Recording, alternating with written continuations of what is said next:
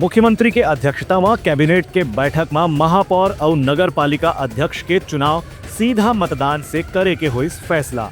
पर्यटन ला दे जाही उद्योग के दर्जा। मुख्यमंत्री विष्णुदेव साय के अध्यक्षता में राज्य मंत्रिपरिषद की बैठक में फैसला करेगी से कि अब आगामी नगरीय निकाय और पंचायत चुनाव में नगर निगम नगर पालिका के महापौर और अध्यक्ष के चुनाव सीधा मतदान से जनता के सहयोग से करे जाही।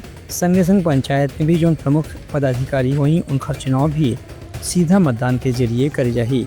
एक खबर अध्यादेश लाकर की प्रारूप में संशोधन के नियमावली ला भी बैठक में अनुमोदन करेगी से संगे संग पर्यटन न उद्योग के दर्जा दे के बारे में भी कैबिनेट के बैठक में फैसला करेगी, जेकर से कोई भी उद्योग समूह यदि पर्यटन क्षेत्र में स्थायी अधोसंरचना के निर्माण करी तो जीएसटी और बिजली शुल्क सहित अलग अलग प्रकार की सुविधा के लाभ दे जाही।